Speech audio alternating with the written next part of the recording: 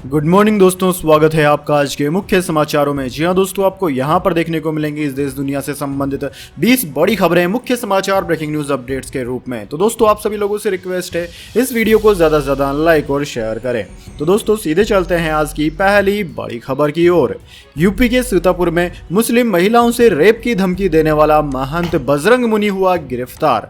जी हां दोस्तों, सीतापुर जिले में मुस्लिम महिलाओं को रेप की धमकी देने वाले महंत बजरंग मुनि को यूपी में गिरफ्तार कर लिया गया है। दोस्तों, यूपी पुलिस ने महंत को सीतापुर में अरेस्ट किया।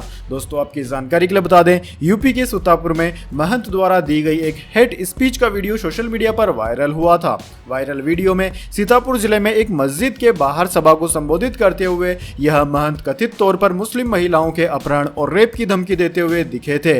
वे यह कहते हुए सुनाई दे रहे हैं कि अगर कोई मुस्लिम इलाके में किसी लड़की को परेशान करता है तो वे मुस्लिम महिलाओं का अपहरण कर लेंगे और सार्वजनिक रूप से उनका रेप करेंगे।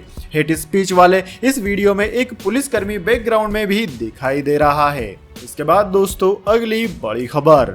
गुजरात रामनवमी क्लेश हिंसा की पहले से थी प्लानिंग, विदेशी आकाओं के संपर्क में थे आरोपी। गुजरात में रामनवमी हिंसा पर बोली पुलिस।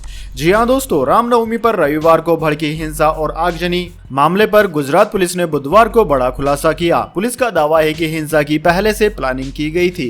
खंगबात में हुई हिंसा में स्लीपर मॉड्यूल के तहत साजिश रची गई। एसपी अजित राजियाणे ने बताया कि हिंसा में 11 लोग शामिल हैं। आरोपी विदेश में बैठे लोगों के साथ संपर्क में थे। आरोपियों ने 3 दिन बैठक करके साजिश रची थी। रजाक नाम के मौलवी ने इस हिंसा की साजिश रची थी। 11 आरोपियों से पूछताछ की जा रही है। दोस्तों, रामनवमी के दिन देश में सांप्रदायिक सौहार्द बिगाड़ने की कोशिश की गई थी। इस घटना का मुख्य सूत्रधार रजाक हुसैन उर्फ मौलवी आयुब के कई लोगों के साथ मिलकर पूरी साजिश रची थी। इसमें 3 मौलवी और 2 लोग शामिल थे। दोस्तों, पुलिस के मुताबिक मुस्तफीक मौलवी मतीन मोहसिन इस साजिश के बड़े किरदार हैं। रजाक अयूब हुसैन हाशमशा दीवान भी साजिश का हिस्सा रहे। इन पर पथराव और आगजनी के लिए लोगों को उस्काने का आरोप है। इसके बाद दोस्तों, अगली बड़ी खबर। आर्यन खान ड्रग्स केस में एनसीबी ने 2 जांच अधिकारियों को किया सस्पेंड, लापरवाही और गड़बड़ी का है आरोप। जी हां दोस्तों, कार्डिलिया क्रूज ड्रग्स केस में नारकोटिक्स कंट्रोल ब्यूरो यानी कि एनसीबी ने एक बड़ी कार्यवाही करते हुए इस केस के 2 जांच अधिकारियों को सस्पेंड कर दिया। इनमें आईओ इंटेलिजेंस ऑफिसर शामिल हैं। जिन लोगों को सस्पेंड किया गया है उनमें मुख्य जांच अधिकारी सुप्रिटेंडेंट वीवी सिंह और इंटेलिजेंस ऑफिसर आशीष रंजन प्रसाद शामिल हैं। दोनों को काम में लापरवाही और गड़बड़ी के चलते निलंबित किया गया है। दोस्तों, इसी केस में 2 अक्टूबर 2021 को एनसीबी ने अभिनेता शाहरुख खान के बेटे आर्यन खान को अरेस्ट किया था। करीब 26 दिन सलाखों के पीछे रहने के बाद आर्यन फिलहाल जमानत पर बाहर हैं। इसी केस में विवादों में आने के बाद एनसीबी के जोनल डायरेक्टर रहे समीर वानखेड़े को डीआरआई में वापस भेज दिया गया था। आर्यन के अलावा इस केस में 19 अन्य लोगों को एनसीबी ने अरेस्ट किया था, जिनमें से एक को छोड़ अन्य सभी जेल से बाहर जमानत पर हैं। दोस्तों, एनसीबी इस मामले में चार्जशीट भी दायर कर चुकी है। ऐसे में जांच अधिकारी के हटने से केस पर ज्यादा फर्क नहीं पड़ने वाला। इसके बाद दोस्तों, अगली बड़ी खबर। श्रीलंका इकोनॉमिक क्राइसिस, कोलंबो तक पहुंच चुका है ड्रैगन का पंजा। श्रीलंका में बना रहा हाईटेक पोर्ट सिटी, भारत की बढ़ गई है टेंशन। जी हां दोस्तों, आर्थिक संकट में घिरा श्रीलंका बुरी तरह है चीन के चुंगल में उलझा हुआ है। चीन के कर्ज के जाल में फंसकर श्रीलंका पहले ही एक अहम बंदरगाह से लेकर राजधानी की जमीन तक चीन को 99 सालों की लीज पर दे चुका है। भारत के लिए यह बात चिंताजनक है। श्रीलंका पर चीन के प्रभाव की झलकियां राजधानी कोलंबो में साफ दिखाई देती है। दोस्तों, डूबती अर्थव्यवस्था और जरूरी सामानों की किल्लत से नाराज श्रीलंका के लोग सरकार विरोधी प्रदर्शन कर रहे हैं। भारत अपनी तरफ से श्रीलंका की हर संभव मदद कर रहा है ताकि उसका पड़ोसी संकट से निकल सके। लेकिन बड़ा सवाल यह है कि आर्थिक संकट से निकलकर भी क्या श्रीलंका चीन के चुंगल से निकल पाएगा। कोलंबो में चीन के पैसे से बना 350 मीटर ऊंचा लोटस टावर श्रीलंका ही नहीं, दक्षिण एशिया का सबसे ऊंचा टावर है। टावर के बाद चीन कोलंबो में दक्षिण एशिया की सबसे हाईटेक सिटी बना रहा है। दोस्तों, बीते कुछ सालों में श्रीलंका ने केवल हबनन टोटा बंदरगाह ही चीन को 99 सालों की लीज पर नहीं दिया, बल्कि चीनी ड्रैगन का पंजा राजधानी कोलंबो तक पहुंच चुका है। इसके बाद दोस्तों, अगली बड़ी खबर। बंगाल में जांच पर बवाल, 18 दिन में 5 केस सीबीआई के हवाले, 3 में टीएमसी नेता आरोपी नाराज, ममता आज करेगी हाई लेवल मीटिंग। जी हां दोस्तों, कलकत्ता हाईकोर्ट ने 18 दिन के भीतर 5 केस बंगाल पुलिस से लेकर सीबीआई को सौंप दिए। इनमें 3 केस में सत्ताधारी तृणमूल कांग्रेस टीएमसी के नेता आरोपी हैं। हाईकोर्ट के इस फैसले को बंगाल सरकार के लिए एक झटका माना जा रहा है। वहीं पश्चिम बंगाल की सीएम ममता बनर्जी सीबीआई के जरिए भाजपा पर दबाव बनाने की रणनीति का आरोप लगा रही है। सीबीआई को लगातार जांच की जिम्मेदारी मिलने के बाद ममता बनर्जी ने बुधवार को हाई लेवल मीटिंग बुलाई। इस बैठक में ममता आगे की रणनीति बनाएगी। दोस्तों, माना जा रहा है कि सीबीआई जांच जैसे जैसे आगे बढ़ेगी, ममता और केंद्र के बीच टकराव बढ़ता जाएगा। इसके बाद दोस्तों, अगली बड़ी खबर, बॉलीवुड अभिनेत्री सोनम कपूर के घर पर हुई चोरी का हुआ खुलासा। पति के साथ नर्स ने चुराए थे सोनम कपूर के घर से कैश और गहने। आनंद आहूजा की दादी की कर रही थी देखभाल। जी हां दोस्तों, सोनम कपूर और आनंद आहूजा के दिल्ली स्थित घर पर चोरी की गुत्थी सुलझा ली गई है। दिल्ली पुलिस ने एक नर्स और उसके पति पर केस दर्ज कर लिया है। दोनों को फिलहाल पुलिस ने गिरफ्तार कर लिया है। दोस्तों, आपकी जानकारी के लिए बता दें, सोनम कपूर के घर 11 फरवरी को चोरी हुई थी। इसके बाद उन्होंने एफआईआर दर्ज करवाई थी। रिपोर्ट्स के मुताबिक नर्स को आनंद आहूजा की दादी सरला आहूजा की देखभाल करने के लिए रखा गया था। पिछले जुलाई और अक्टूबर में यह चोरी की वारदात हुई थी। इस साल 23 फरवरी को शिकायत दर्ज की गई थी। फिलहाल दोनों से पुलिस पूछताछ कर रही है। आरोपी नर्स और उसके पति शकरपुर स्थित एक प्राइवेट फर्म में अकाउंटेंट है। पीटीआई की रिपोर्ट के मुताबिक दिल्ली पुलिस के सीनियर अधिकारियों ने सरिता विहार इलाके में छापेमारी की। इसके बाद नर्स और उसके पति को अरेस्ट किया गया। अभी चोरी किए गए कैश और गहनों को बरामद नहीं किया गया है। इसके बाद दोस्तों, अगली बड़ी खबर, अजान पर विवाद, राज ठाकरे पर सरकार का शिकंजा, आर्म्स एक्ट में केस हुआ दर्ज। जी हां दोस्तों, एमएनएस नेता राज ठाकरे हमेशा बड़ी बेबाकी से अपनी बात रखते हैं। बीते कुछ दिनों से महाराष्ट्र की सरकार को लगातार निशाने पर ले रहे राज ठाकरे की मुश्किलें बढ़ गई है। दोस्तों, आपकी जानकारी के लिए बता दें, राज ठाकरे पर आर्म्स एक्ट के तहत मामला दर्ज हुआ है। ठाणे के नौपाड पुलिस स्टेशन में एमएनएस प्रमुख राज ठाकरे पर आर्म्स एक्ट के तहत मामला दर्ज किया गया है। इसके साथ ही एमएनएस पार्टी के नेता अविनेश जाधव और रविंद्र मोरे के खिलाफ भी केस दर्ज हुए हैं। दरअसल दोस्तों, राज ठाकरे ने मंगलवार को एक जनसभा के दौरान तलवार लहराई थी। दोस्तों, आपकी जानकारी के लिए बता दें, इससे पहले मोहित कंबोज महाराष्ट्र सरकार में मंत्री असलम शेख, वर्षा गायकवाड़ के खिलाफ आर्म्स एक्ट के तहत मामला दर्ज किया जा चुका है। राज ठाकरे ने राज्य सरकार से 3 मई तक मस्जिदों के लाउड स्पीकर हटाने के लिए कहा है। ठाकरे ने एमएनएस समर्थकों की भारी भीड़ को संबोधित करते हुए कहा कि अगर लाउड स्पीकर नहीं हटाए गए तो उनकी पार्टी के सभी कार्यकर्ता मस्जिदों के सामने लाउड स्पीकर से हनुमान चालीसा बजाना शुरू कर देंगे। इसके बाद दोस्तों, अगली बड़ी खबर, कमजोर हो रही कोरोना से मौतों की रफ्तार, डब्ल्यूएचओ ने दी राहत भरी खबर। जी हां दोस्तों, विश्व स्वास्थ्य संगठन यानी कि वर्ल्ड हेल्थ ऑर्गेनाइजेशन डब्ल्यूएचओ ने कहा है कि कोरोना वायरस के नए मामलों और मौत की संख्या में लगातार तीसरे सप्ताह कमी आई है। डब्ल्यूएचओ ने मंगलवार देर रात महामारी पर जारी अपनी नवीनतम साप्ताहिक रिपोर्ट में कहा कि सामने आए 70 लाख से अधिक नए मामलों में एक सप्ताह पहले की तुलना में 24% तक की कमी आई है। साप्ताहिक आधार पर दुनिया भर में कोविड-19 से हुई मौतों की संख्या भी 18% कम हुई है। इस दौरान संक्रमण से मौतों के करीब 22,000 मामले सामने आए। दोस्तों, संयुक्त राष्ट्र की स्वास्थ्य एजेंसी ने कहा कि मामलों में कमी आने के साथ सावधानी भी बरकरार रखनी चाहिए, क्योंकि कई देशों में जहां वायरस का प्रसार घट रहा है, उन्होंने अपनी जांच रणनीतियों को बदल दिया है, जिसका अर्थ है कि बहुत कम मामलों की पहचान हो पा रही है। इसके बाद दोस्तों, अगली बड़ी खबर, महंगाई का तगड़ा झटका, केरल सरकार का ऐलान, बस ऑटो का किराया होगा महंगा। जी हां दोस्तों, पेट्रोल डीजल की बढ़ती महंगाई का असर अब चौतरफा दिखने लगा है। पहले उबर और ओला ने कैब का किराया बढ़ाया और अब ऑटो बस का किराया भी बढ़ रहा है। दोस्तों, अगले महीने से ही बस ऑटो टैक्सी के किराए में बढ़ोतरी हो रही है। सरकार ने 1 मई 2022 से बस ऑटो समेत सभी सार्वजनिक परिवहन के किराए में बढ़ोतरी का ऐलान कर दिया है। केरल सरकार ने बस ऑटो टैक्सी के न्यूनतम किराए में बढ़ोतरी की घोषणा कर दी। यह बढ़ा हुआ किराया अगले महीने यानी कि 1 मई 2022 से लागू हो जाएगा। इसके बाद यह अंदाजा लगाया जा रहा है कि अन्य राज्य भी जल्द ही किराया बढ़ोतरी का ऐलान कर सकते हैं। दोस्तों, दिल्ली, मुंबई जैसे शहरों में अंतिम 15 दिन के भीतर सीएनजी की कीमतों में 15 रुपए प्रति किलो तक की बढ़ोतरी हुई है। इसके बाद दोस्तों, अगली बड़ी खबर, स्पाइस जेट के पायलटों पर रोक, एयरलाइन के 90 पायलट बोइंग 737 विमान नहीं उड़ा सकेंगे। डीजीसीए को ट्रेनिंग में मिली गड़बड़ी। जी हां दोस्तों, director general of civil aviation ने स्पाइस जेट एयरलाइन के 90 पायलटों को बोइंग 737 मैक्स विमान उड़ाने से रोक दिया है। इसकी वजह पायलटों की प्रॉपर ट्रेनिंग नहीं होना है।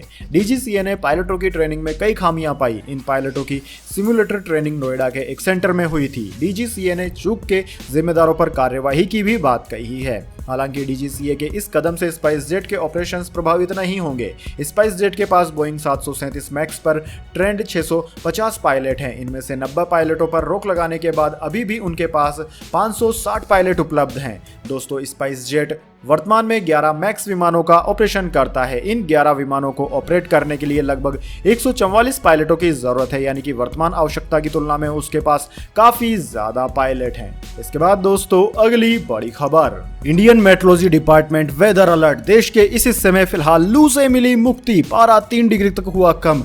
जाने क्या इंडियन मेट्रोलॉजी डिपार्टमेंट का अलर्ट, लेकिन उससे पहले मेरी आपसे एक छोटी सी रिक्वेस्ट है, अगर दोस्तों आपको अभी तक हमारी न्यूज पसंद आई है तो एक लाइक जरूर कीजिए, और अगर आपको पसंद नहीं आई है तो बेशक आप डिसलाइक भी कर सकते हैं, लेकिन दोस्तों लाइक और डिसलाइक जरूर कीजिए, क्योंकि दोस्तों इसी से हमें पता चलता है कि आपको हमारी वीडियोस पसंद आती है या नहीं, और इसी से हमें पता चलेगा हमारी मेहनत रंग लाई है या नहीं। तो दोस्तों बात करते हैं इंडियन मेट्रोलॉजी डिपार्टमेंट यानी कि मौसम विज्ञान विभाग की। तो दोस्तों वरिष्ठ वैज्ञानिक आर.के. जैनामणि ने कहा है कि उत्तर पश्चिम भारत में लू और चिलचिलाती गर्मी का प्रकोप फिलहाल खत्म हो गया है। उन्होंने यह भी कहा कि बादलों की लगातार मौजूदगी के कारण अभी पारे में 2 से 3 डिग्री की गिरावट होने की संभावना है। मंगलवार को न्यूज एजेंसी ANI से बात करते हुए जैनामणि ने कहा कि हीट वेव का प्रमुख दौर खत्म हो गया है। लू का सबसे बुरा असर दिल्ली में 9, 10 और 11 अप्रैल को देखने को मिला, जो पिछले 72 सालों में सबसे ज्यादा था। इस मौसम में अभी तक दिल्ली में लू की स्थिति करीब 13 दिन तक बनी रहेगी। इंडियन मेट्रोलॉजी डिपार्टमेंट की ओर से मिली जानकारी के मुताबिक आंशिक रूप से बादल छाए रहने से दिल्ली में मंगलवार को भीषण गर्मी से कुछ राहत मिली। इसके बाद दोस्तों अगली बड़ी खबर, गोल्ड सिल्वर प्राइस टुडे, सस्ता हो गया सोने का दाम। जानिए क्या है चांदी की कीमत। जी हां दोस्तों, पिछले सत्र में तेज बढ़त के बाद सप्ताह के तीसरे कारोबारी दिन यानी कि बुधवार को सोने की कीमत में लगभग सपाट स्तर पर कारोबार था। मजबूत अमेरिकी डॉलर ने सराफा बाराज की बढ़त को सीमित कर दिया। इसी बीच अमेरिका मुद्रा स्फीति के आंकड़ों और यूक्रेन संकट पर चिंताओं के बाद कमजोर ट्रेजरी यील्ड ने पीली धातु में खरीद का समर्थन किया। दोस्तों मल्टी कमोडिटी एक्सचेंज यानी कि MCX पर सोना वायदा 0.11% यानी कि 59 रुपए की गिरावट के साथ 52,819 रुपए प्रति 10 ग्राम पर आ गया। वहीं दोस्तों चांदी की बात की जाए तो चांदी 18 रुपए की मामूली तेजी के साथ 68,808 रुपए प्रति किलोग्राम पर सपाट कारोबार कर रही थी। इंटरनेशनल मार्केट की बात की जाए तो दोस्तों अंतर्राष्ट्रीय बाजार में सोना 1.43% बढ़कर $1976 प्रति औंस, जबकि चांदी 2.99% ऊपर $25.74 प्रति औंस पर पहुंच गई। इसके बाद दोस्तों अगली बड़ी खबर, 54 भारतीय सैनिक पाकिस्तानी जेलों में हैं बंद, सुप्रीम कोर्ट ने केंद्र से मांगा जवाब। जी हां दोस्तों, 1971 के भारत पाकिस्तान युद्ध के बाद पाक की जेलों में बंद भारतीय सैनिकों की देश वापसी की मांग को लेकर दायर याचिका पर सुप्रीम कोर्ट ने केंद्र सरकार को नोटिस जारी किया है। याचिका मेजर जनरल कुलवंत सिंह की पत्नी जसवीर कौर ने दायर की। मेजर कुलवंत जीत सिंह पिछले करीब 50 सालों से युद्धबंदी के तौर पर पाकिस्तान की गैर कानूनी हिरासत में है।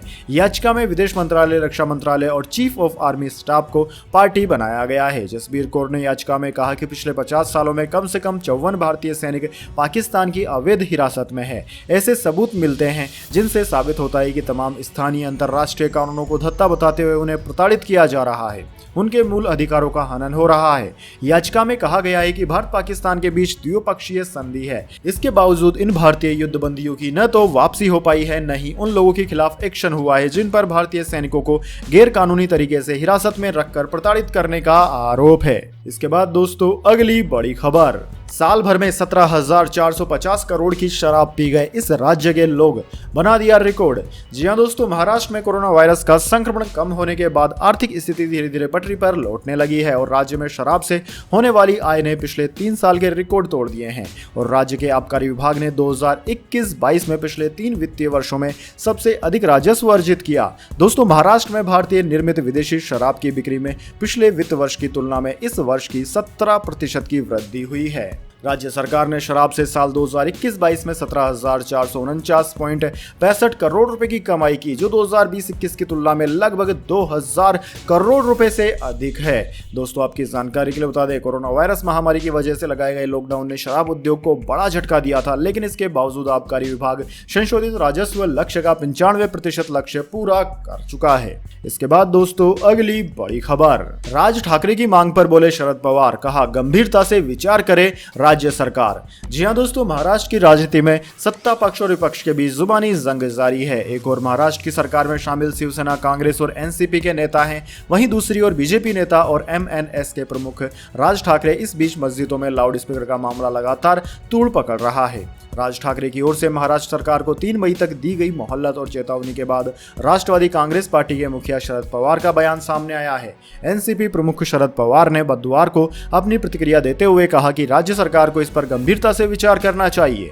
महाराष्ट्र की सियासत के कद्दावर नेता पवार ने कहा कि हालांकि यह समय महंगाई और बेरोजगारी पर बोलने का है, लेकिन इस पर कोई आवाज नहीं उठा रहा है। फिर भी इस मामले को लेकर जो कुछ घटनाक्रम सामने आया है उस पर राज्य की सरकार को जरूर ध्यान देना चाहिए। इसके बाद दोस्तों अगली बड़ी खबर, शेयर मार्केट। सेंसेक्स में 237 पॉइंट्स की गिरावट, निफ्टी 17,475 पर बंद, मेटल और एमएफसीजी में मामूली बढ़त। जी हां दोस्तों, सेंसेक्स और निफ्टी हफ्ते के तीसरे कारोबारी दिन यानी कि बुधवार को गिरावट के साथ बंद हुए। सेंसेक्स 237 पॉइंट की गिरावट के साथ 58,338.93 पर और निफ्टी 54.65 अंकों की गिरावट के साथ 17,475.65 पर बंद हुआ। दोस्तों सेंसेक्स में सबसे ज्यादा बढ़त सन फार्मा, आईटीसी, हिंदुस्तान यूनिलीवर, एनटीपीसी, बजाज फाइनेंस और इंडसइंड बैंक के शेयर में रही, जबकि भारतीय एयरटेल, मारुति, कोटक बैंक, टेक महिंद्रा और पावर ग्रिड, एशियन पेंट्स, एचडीएफसी और नेशनल इंडिया के शेयर में गिरावट रही। इसके बाद दोस्तों अगली बड़ी खबर,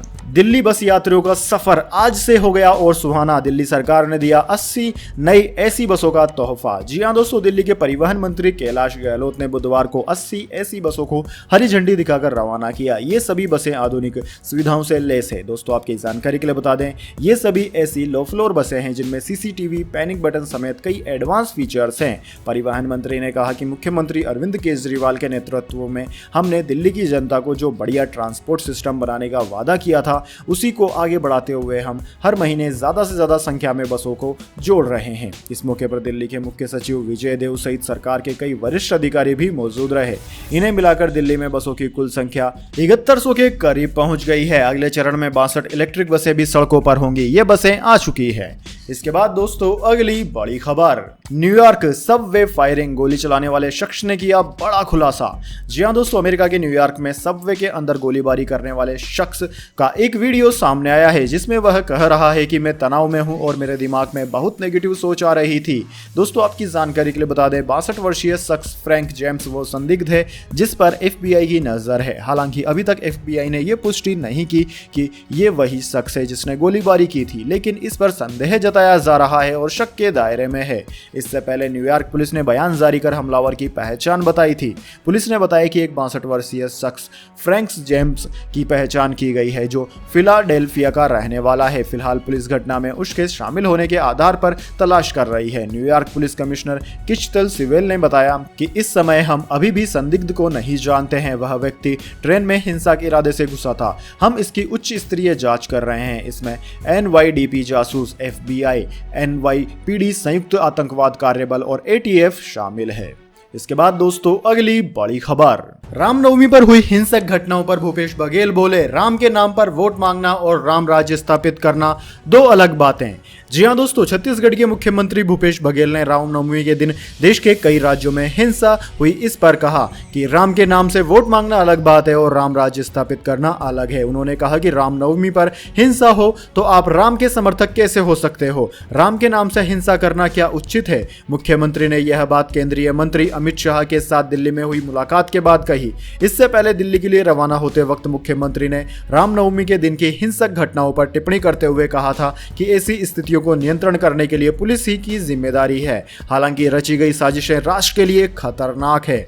दोस्तों गृह मंत्री अमित शाह के साथ हुई मीटिंग के बारे में बताते हुए मुख्यमंत्री बघेल ने कहा कि छत्तीसगढ़ से संबंधित बहुत से मुद्दों पर गृह मंत्री से चर्चा हुई। भूपेश बघेल ने कहा कि छत्तीसगढ़ में तैनात सीआरपीएफ का एक भुगतान 11,000 करोड़ रुपए काट लिया गया है। मैंने निवेदन किया है जैसे पूर्वोत्तर में माफ करते हैं उसी तरह छत्तीसगढ़ में भी विशेष तौर पर इसे माफ किया जाए। इसके बाद दोस्तों अगली बड़ी खबर, इंडियन रेलवे का बड़ा फैसला, अब टिकट बुक करवाते समय यात्रियों को मिलेगी बड़ी राहत।